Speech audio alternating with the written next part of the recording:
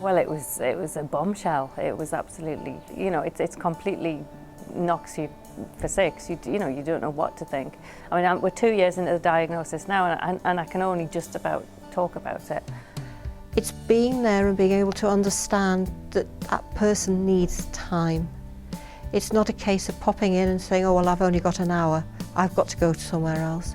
It's actually understanding that when somebody's had a diagnosis, you may need to stay with them for 2 to 3 hours to be able for them to actually ask all the questions that they need to ask. My name's Lindsay Davidson, and I've got 2 boys with Duchenne muscular dystrophy, aged 6 and 3.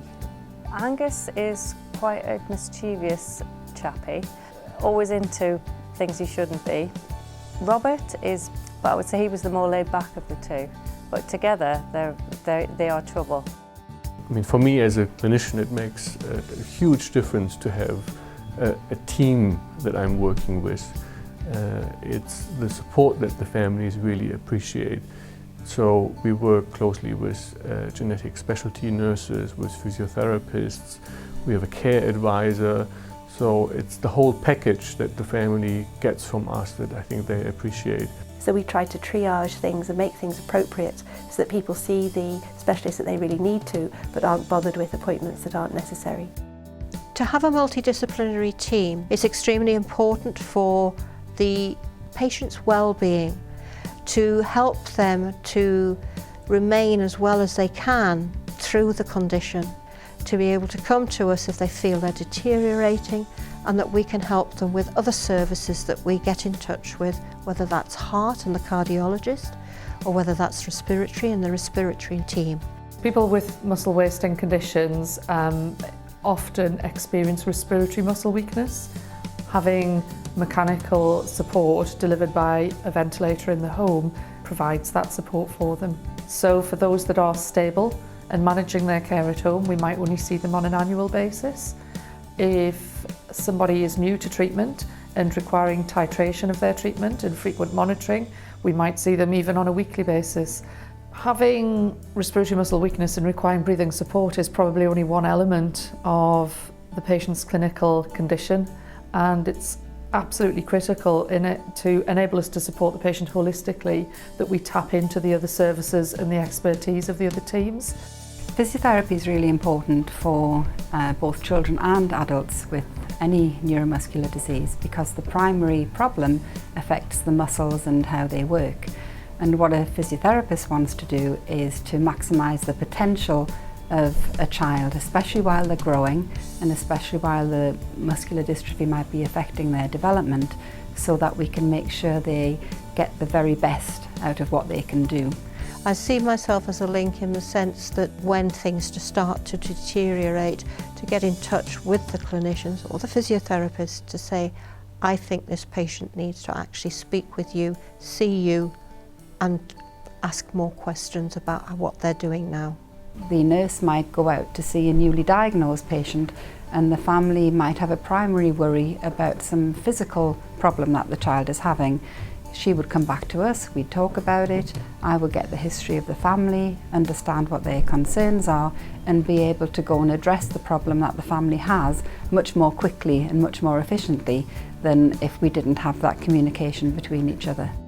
From a young age, we recommend heart screening to check for the development of heart weakness. And this is not just an exercise of deciding, oh, isn't it interesting they have it. It's actually a question that early detection means you can treat it and modify the natural history of that problem. If we need to see heart specialists, they kind of link it all up so that you're not having to go to different clinics for different things. There's a lot of different research going on. It's very varied. People are focusing on many different muscular dystrophies.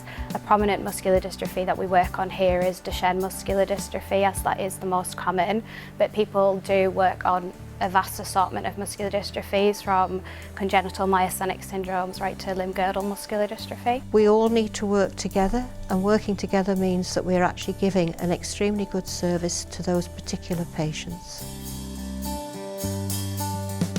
Muscular Dystrophy UK is a really very special organisation. There are lots of smaller charities who advocate for one specific disease profile or disease group, but Muscular Dystrophy UK is the one charity that brings everything together, and it's really important that somebody has the oversight of the whole field, and we're very appreciative of that. We get funding from Muscular Dystrophy UK for our trial coordinator, and we've also had a lot of other funding from Muscular Dystrophy UK over the years to support posts within the team. For example, in trainee doctors, physiotherapy support we've had in the past, and also support in the lab. There's a lot of research actually going on into various diseases that are funded by Muscular Dystrophy UK. There's a lot of hope now. There's so many different avenues that researchers are trying to explore and trying to get through to clinical trials, and it's all looking very hopeful from that perspective. If it doesn't find a cure, it will find more effective treatments for the condition, which will slow the progression of the muscle wasting and allow them to walk and have a better quality of life. People who have muscle problems have rare conditions, so I think it's really important that there is a module out there which is in a format that GPs are used to and will come to and find easily.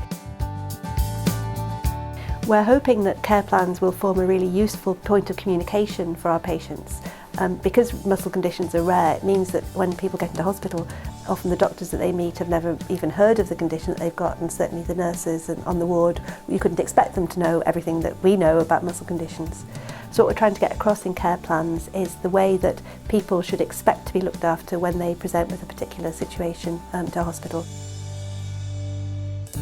So we helped Muscular Dystrophy UK to produce the new alert card for Duchenne muscular dystrophy on the same lines as the care plans, so that if you have an alert card which tells anybody something about your condition, then at least you're on the way to getting the right treatment if you end up in a hospital far away from home.